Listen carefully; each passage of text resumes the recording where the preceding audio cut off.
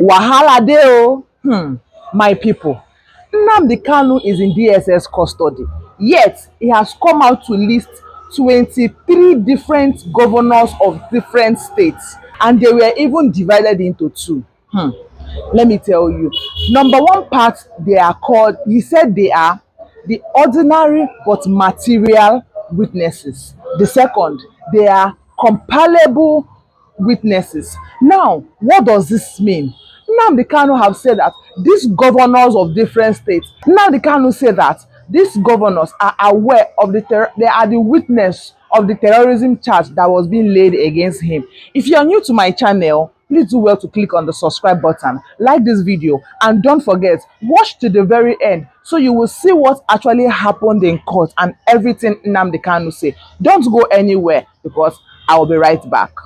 Guys, Nnamdi Kanu has just listed Wike, Lagos State Governor Sanwo-Olu, and ex-military chief as his witness on the terrorism charges against him by the federal government. Wahala don't finish. Nnamdi Kanu dey DSS custody. They scatter internet. Anyway, today, Nnamdi Kanu has opened a defense and he lists 23 witnesses, including Wike, Sanwo-Olu, and ex-military chiefs. Anyway, these are the names of 23 witnesses Nnamdi Kanu just listed today.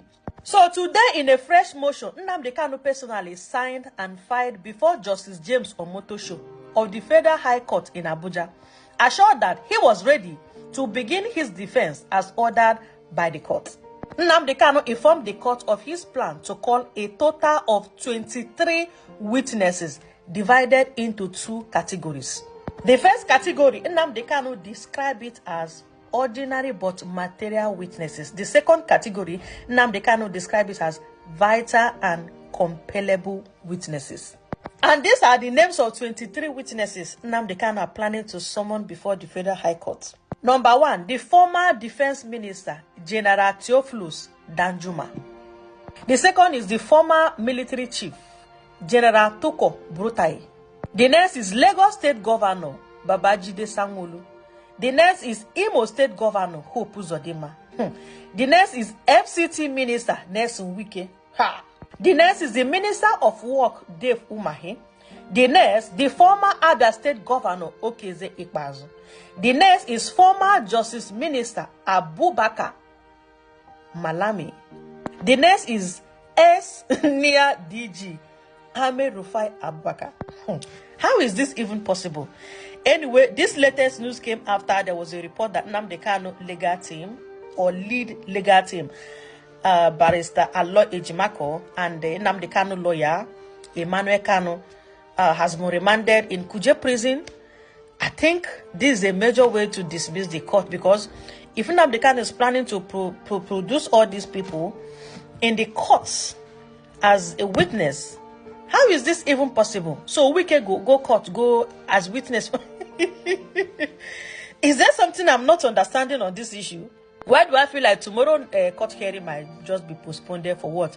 Lack of, for not providing, or lack of witness. Because these people Nnamdi Kanu are planning to bring as witness. What's the possibility of them leaving their office or leaving, what they are doing to come to the court as Nnamdi Kanu witness? How is this even going to be possible? And on the other hand, Nnamdi Kanu also told the court that they want all the witnesses, he wants to do everything to last at least 90 days, in 3 months, because he wants to start defending himself. He wants to be the lawyer to defend himself. Wahala. But for me, I feel like Nnamdi Kanu is very smart. He knows what he's doing by, listing these people, including Wike, Dave Umahi, Brutai, Malami, even Jide Sanwo, Lagos State Governor. I think he knows what he's doing. Because as the lawyer and the brother who is a witness and the lawyer who is the lead team are being remanded in Kuje, I think these people should come as witness. I think at this point, the federal government should just free this man. Because Nnamdi Kanu is too smart for this Tinubu APC under Tinubu administration. He's too smart for them. If actually all these people he has listed as witnesses, they can honor the summon, we will be happy. We will even be happy to hear that testimony. But unfortunately, they might likely not show up. Wike, Hope Uzodinma, who is even the main suspect, where people that allegedly so say, you know, okay, oh my God, not talk with I don't know. Whatever. What do you think on this news? Tell me your opinion respectfully at the comment section. My people, do you know that Sowore was actually apprehended? Yes, after he finally did the protest that held on the 20th of October, he finally get to meet with Nnamdi Kanu face to face in the courtroom. After that, the moment he came outside, he was apprehended, saying he violated the rules. So let's find out what actually happened. If you've not subscribed to this channel yet, please do well to click the subscribe button. Like this video, you can as well drop your comments, because Sowore is doing a good job of which you and I know. Now, why apprehending him, saying he went through the back door? Abi, you said he actually violated the rule. Let's watch this video together. I'll be right back. Today, Sowore has been arrested by the Nigeria Police Force. And you would ask, why was he arrested? It is very simple. The 13 people that were arrested previously all gave their statements, and there is a constant in all of their statements. Every one of them mentions that one Omoyele Sowore led them into the restricted area in contravention of the court order. So it would be most unfair to charge some people to court and leave the person that led them to commit that more like their leader, the lead protester who told them and took them into the restricted area. And that's why in the spirit of fair play and to ensure that justice is served, Omoyele Sowore was arrested today, and like the other story, he wouldn't spend time with us. He wouldn't spend up to 24 hours with us. Once we wrap up the charges, he's going to be prosecuted. In fact, if everything goes right, our plan is to ensure that he is prosecuted today. He goes to court today. Nnamdi Kanu is a reaction to genuine grievances. Ndi Igbo, since the end of the Civil War, has proven to be the testing ground for all the madness that afflicts Nigeria. What was once restricted strictly for the Igbos have now been democratized for everybody. The Nigerian citizen is essentially a Biafran. The question to ask is this: why is Nnamdi Kanu agitating, and why is he supported by the rank and file of Ndi Igbo? A lot of people are unhappy with his methodologies, yes, but there has been nobody who has been able to come out to credibly challenge the genuineness of the grievances that he's fighting for, or rather fighting against. Let us be clear.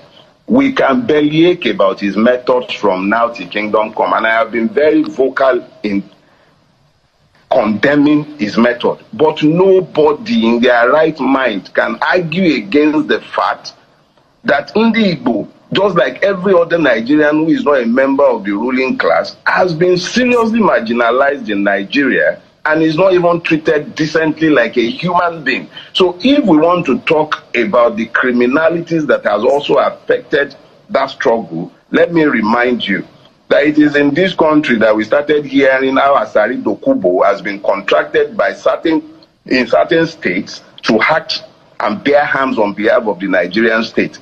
He said as much inside the council chamber of the Nigerian state in Aso Rock at the beginning of Tinubu's regime when he was there vibrating. We don't even know and cannot say for sure whether this madness can be traced directly to Nnamdi Kanu and his cohort. I am not his lawyer. I'll let his lawyer undo that. But the fact is this: there is no way to say with certainty that state-sponsored actors are not equally involved in the madness that has overtaken the Southeast. And if you are going to deal with that madness, you would have to go to the root. What is causing the grievances? What is at the root of the grievances? What is it that the Igbo man is complaining about? Why is it that this place has remained in turmoil? If it's just about Nnamdi Kanu, it will be over. You've had him locked up for like 3 years, and even before then, he was mostly on the run. So the point is, take away the grievances, and the agitations will dry up. As long as the headlights persist, the fingernail will remain blood-stained. That is a reality. Nnamdi Kanu might not be to your taste, but you should ask yourself, and I'm saying this to everybody who might have reason to have quarreled with him, as I have, why is his agitation resonating with his people? Because it is true. So if the Nigerian state is interested in dealing with the criminalities and everything, let it go first to the root of the problem, the inequitable treatment of Nigerians. It is just unfortunate that the Igbo man is the one we are speaking about, but there is nothing that hails him today that does not hail each and every Nigerian regardless of where they are. It is inequity that is at the root of everything.